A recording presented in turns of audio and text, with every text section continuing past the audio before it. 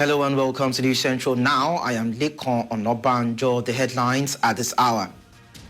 Fresh bombing rocked Mount Gwoza in Borno'S state, leaving 2 dead as President Ndume, U.S. condemned blasts.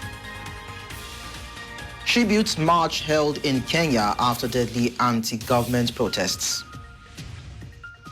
Incumbent Gwoza well ahead in Mauritania presidential poll.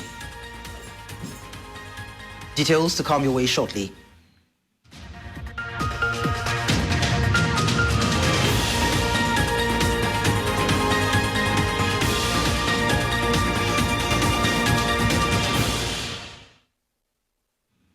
We begin the news by telling you that another bombing was said to have happened along Monguno to Maiduguri Road in Borno'S state, northwest Nigeria.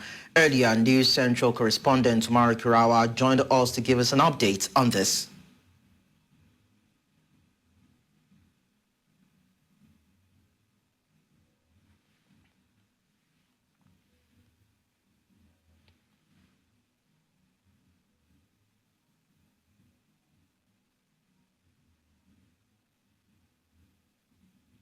In the meantime, the State Specialist Hospital in Maiduguri has become a hub of activities following the arrival of more wounded individuals from Gwoza, where a recent bomb explosion has rocked the community. Medical personnel are stretched there as they attend to the influx of patients, many of whom are in critical condition. Again, let's engage News Central, Umar Kirawa, even as it brings us updates on happenings in the Borno'S state as the government visits victims of the recent explosion. This is just the arrival of more victims of the Gwoza bomb explosion, including children, women and men. Crying with them are their families and loved ones here at the State's Specialist Hospital, Maiduguri. They brought that one, but there was a curfew yesterday to this effect. But as of now, I think the situation is very tense because they are just discovering some of the victims affected. Now, as of yesterday, most of these victims were not known to be affected. The total number of victims that have been brought to State Specialist Hospital are 42. Out of 42, 2 dead. Not within the hospital. One along the way when they are coming died. The other one they referred to UMTH. That is 2. Then presently we have 26 on admission at State Specialist Hospital, while 16 are discharged. We can take care of most of our patients on our own, except for the consumables and other logistics. Those are going to be the challenges, even if RCRC is planning to withdraw. That means we need more of consumables and everything. But manpower-wise, though we are short in supply, that's human resource-wise, but the capacity is there to deliver.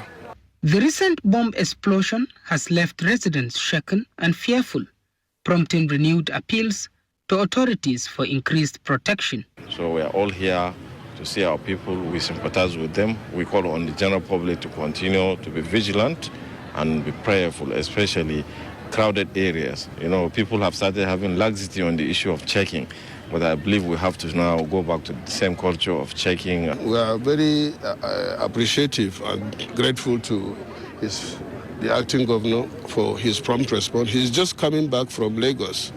And when we went to him, he said he cannot say he will come here straightforward. And he hurriedly, organized us and also donated the cash donation, made a cash donation of 5 million naira for the victims here. All we can say is thank you very much. And we thank the governor of Babawo State. Even though he's outside, he has been calling from time to time, trying to find out how far. And it's a wake-up call to all of us in Borno'S state. Tomorrow we are going to Gwoza, as he said, to see the victims and to sympathize with them. I still want to call on all our citizens. I use this medium to call on all of us to be vigilant so that we can avoid the reoccurrence of this thing that we have almost forgotten about it. Amidst the grief and uncertainty, residents express hope that measures will be taken swiftly to prevent such tragedies from happening in the future. Some families are still anxiously waiting for the news of their loved ones, praying for their recovery amidst the ongoing chaos. In Maiduguri for News Central, Umar Kirawa.